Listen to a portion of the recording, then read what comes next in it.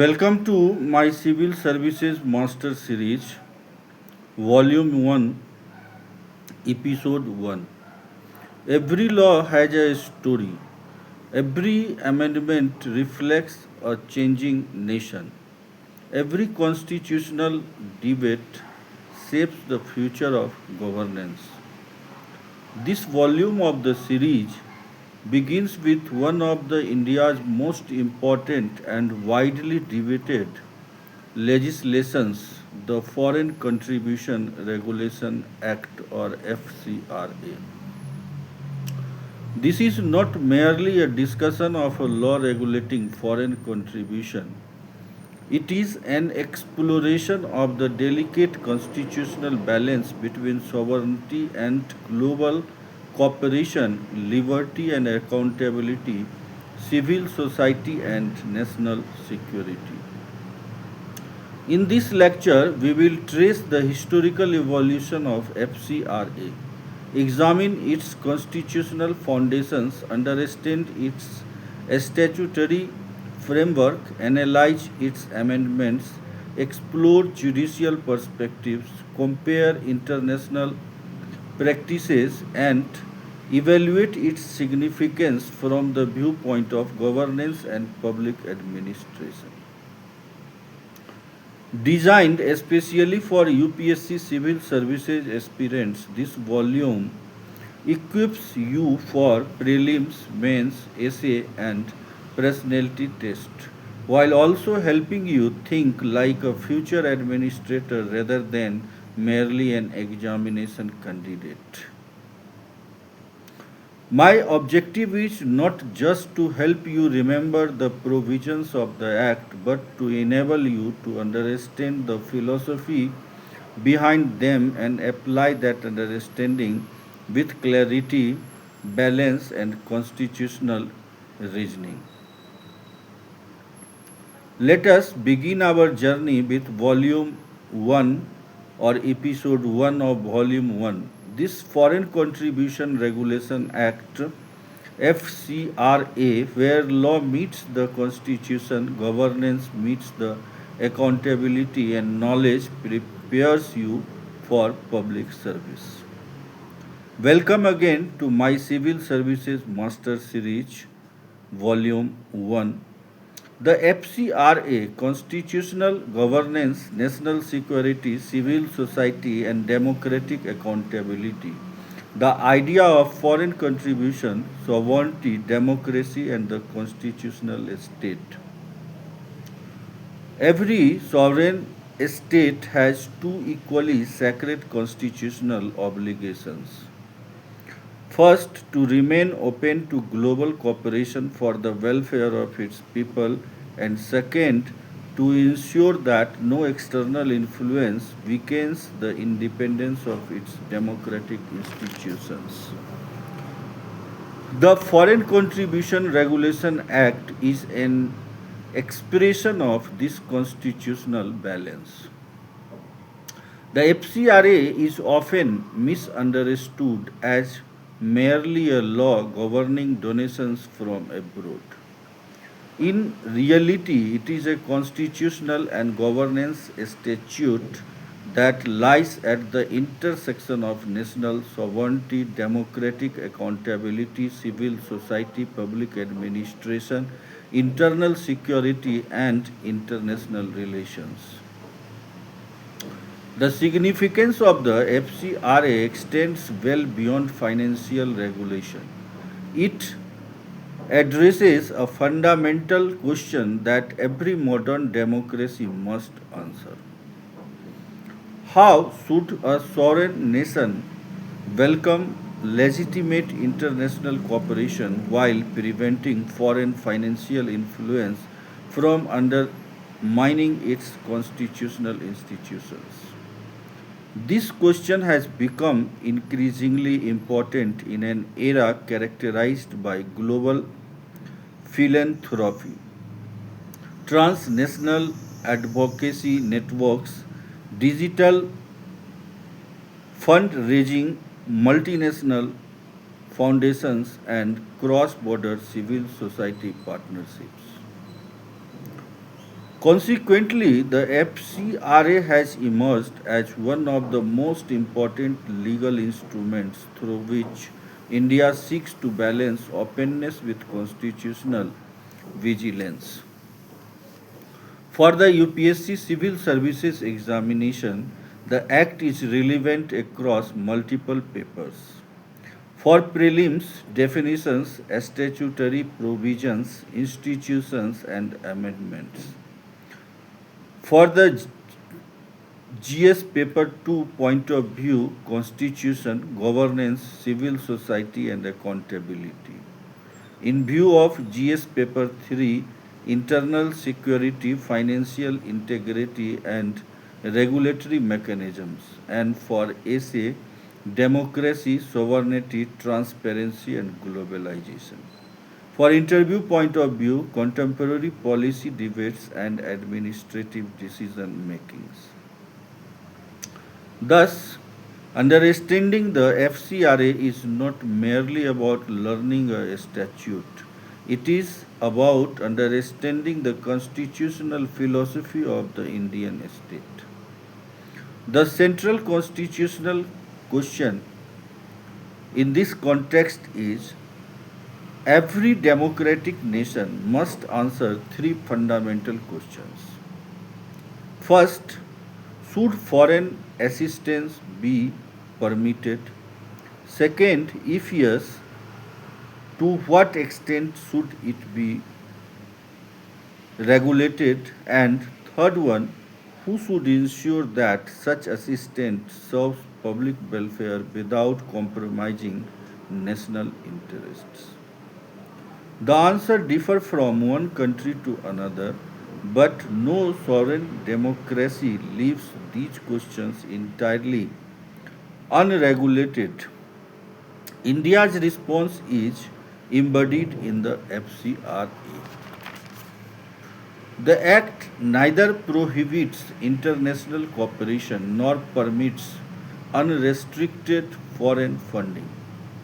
Instead, it establishes a legal framework that seeks to reconcile competing constitutional values: openness and sovereignty, liberty and accountability, development and security. Understanding foreign contribution. The expression foreign contribution should not be understood only as money received from abroad. In public law, it refers to specified forms of financial or material assistance received from defined foreign sources and governed by statutory safeguards. The breadth of this definition reflects an important constitutional insight. Influence is exercised not only through weapons or diplomacy but also through finance, ideas, institutions, technology, education, media, and organized social actions. Consequently, modern regulation focuses not merely on the movement of funds but on preserving the integrity of democratic decision making. Why do democracies regulate foreign funding? My dear, the answer lies in the concept of sovereignty. Sovereignty does not simply mean territorial independence. It signifies the authority of people of India to determine their own political, social, economic, and constitutional future without undue external influence. Foreign funding may produce enormous public benefits. It has contributed to public health, education, disaster relief, scientific research, environmental protection, women's empowerment, child's welfare, and rural development. Yet, history also demonstrates that financial resources can be used to shape political opinion, influence public policy, support extremist network, encourage separatist tendencies, manipulate information ecosystems, or create dependencies inconsistent with constitutional governance. According, Accordingly, the regulatory question is not whether foreign contributions is inherently good or bad. The real constitutional question is how can the state encourage legitimate international cooperation while ensuring transparency, accountability, and protection of national sovereignty? The FCRA in India is institutional response to this challenge. May I tend to ask you all, if an organization receives rupees 100 crore from abroad to build hospitals, should the government regulate that money? Most of you may answer yes. But may I further ask you, or if I further ask you, if the same money is used for environmental campaigns, election related advocacy, or public mobilization, should the degree of regulation remain the same?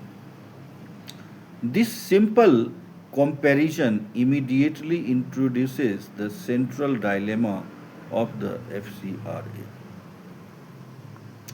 Not all foreign funding carries the same constitutional implications, and therefore regulation must be guided by law, evidence, proportionality, and public interest, not by assumption or ideology. Students often approach the FCRA with a preconceived opinion. Encourage them to suspend judgment and analyze the issue constitutionally. A high scoring UPSC answer is rarely one sided. It recognizes that both national security and civil society are indispensable to a healthy democracy. The real task of law is to balance them in a transparent, proportionate, and accountable manner. Every serious aspirant must understood why did India wait until 1976 to enact FCRA, and how did global geopolitics, the Cold War, and the emergency shape its birth. This historical journey is essential because every amendment to the FCRA reflects a changing understanding of the sovereignty in a changing world. Historical evolutions of foreign contribution regulation in India, from civilizational exchange to constitutional regulation. A law is not born merely because Parliament enacted it. Every important legislation is the product of history. Important, the Foreign Contribution Regulation Act is the outcome of India's long historical experience with foreign contact, colonial domination, ideological conflict, globalization, and the modern challenge of safeguarding democratic sovereignty. My dear, to understand the Foreign Contribution Regulation Act merely as a law enacted in 1976 would be a serious oversimplification. The Act can be separated from India's constitutional journey, geopolitical environment, and evolving understanding of sovereignty. Foreign assistance, international philanthropy, and cross border intellectual exchange are not new phenomena. India has experienced them for more than 2000 years. What has exchanged is, what has changed is their scale, complexity, and strategic significance. The evolution of FCRA is therefore not simply the evolution of a statute, it is the evolution of the Indian state's response to changing form of external influence. Ancient and medieval India, an era of open civilization exchange. Long before the emergence of the modern national state, India maintained expensive commercial, religious, and cultural links with the outside world. Merchants, monks, scholars, and travelers moved freely between India and regions such as Central Asia, Southeast Asia, China, and the Mediterranean world. Universities like Nalanda and Taxila attracted students from across Asia. Buddhist missions received patronage from foreign rulers, while Indian traders financed temples, monasteries, and educational institutions beyond India's frontiers. These exchanges were largely civilizational rather than political. The absence of the modern concept of territorial sovereignty meant that foreign patronage was generally viewed as a form of cultural and religious cooperation rather than a matter requiring a statutory regulation. The lesson from this period is that India has historically been open to external engagements, but the context was fundamentally different from that of the modern constitutional state. In colonial India, foreign influence as political control. The colonial period transformed the meaning of foreign influence. The establishment of the East India Company demonstrated that economic engagements could gradually evolve into political dominations. Commercial privileges were followed by military expansion, administrative control, and eventually colonial rule.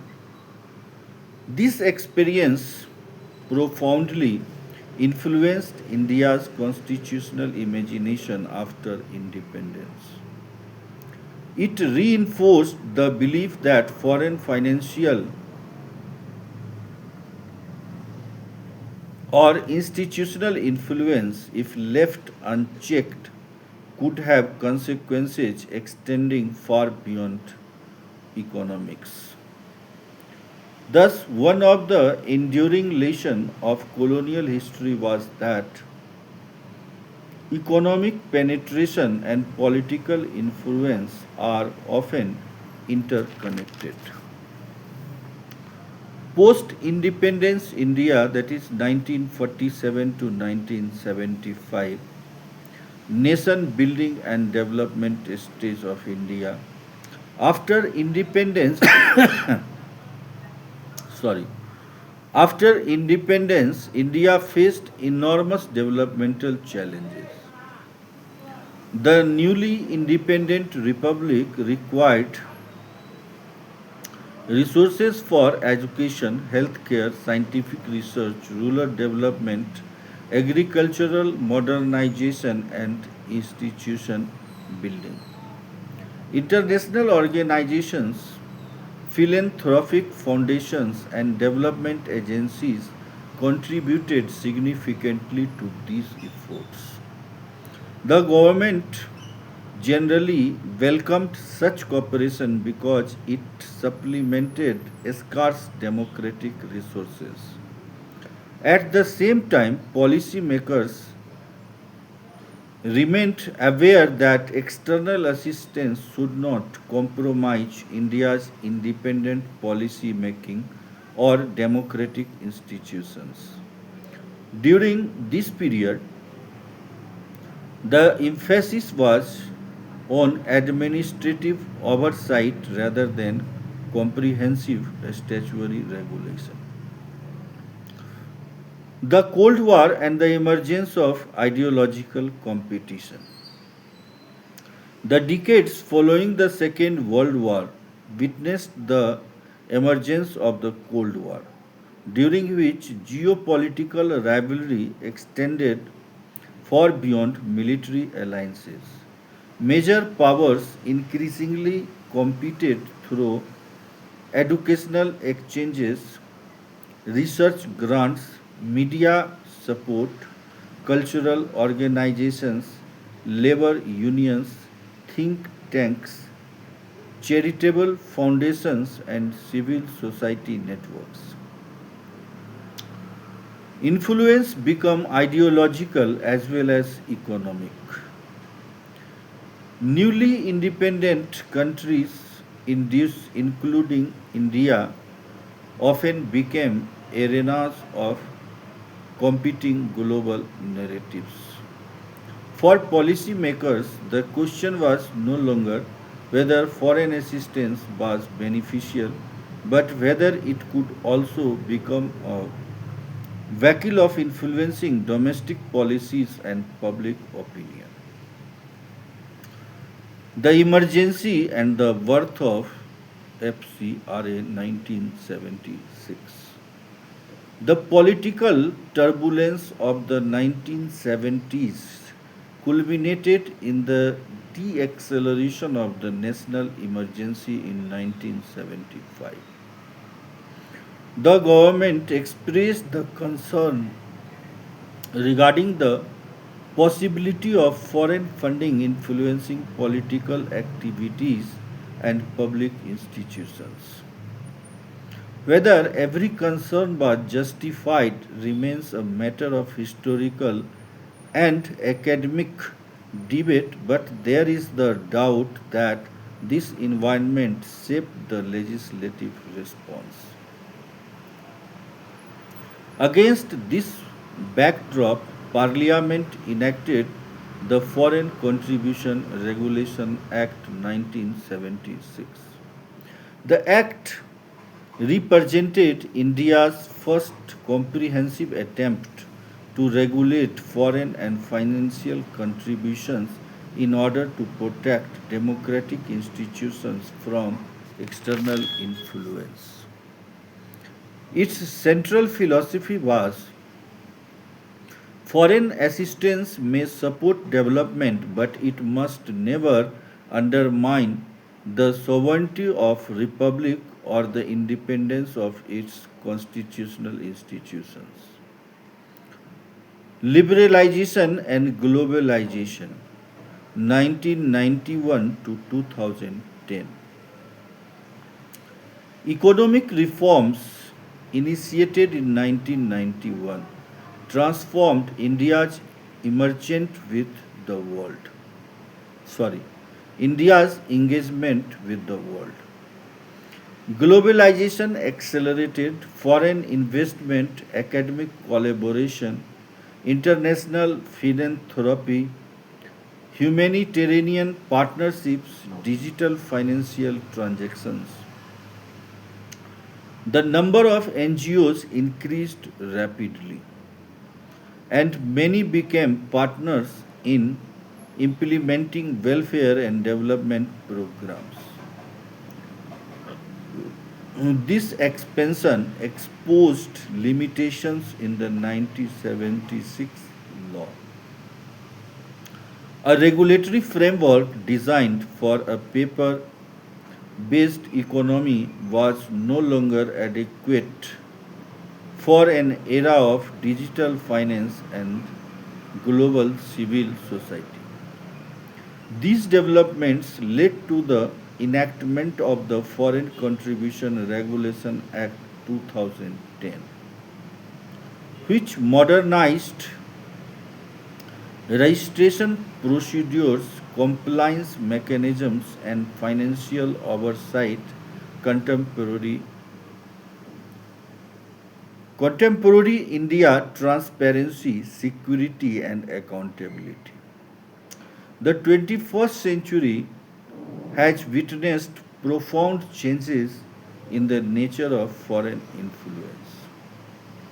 Financial flows are faster, digital platforms amplify advocacy, and global networks connect organizations across sorry across borders within seconds.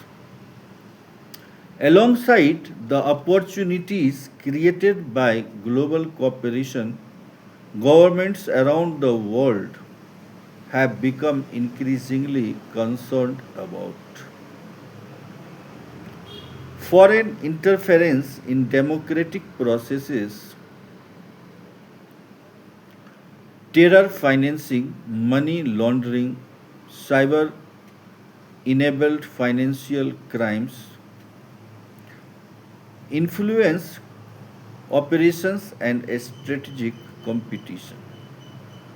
The amendments introduced in 2020 and proposed reforms in 2026, the recent proposed reforms, reflect India's effort to respond to these new realities through a stronger transparency, accountability, and institutional oversight. For examination purposes, the evolution of the FCRA may be remembered through four distinct phases. First, pre 1976 administrative oversight during nation building. Second, 1976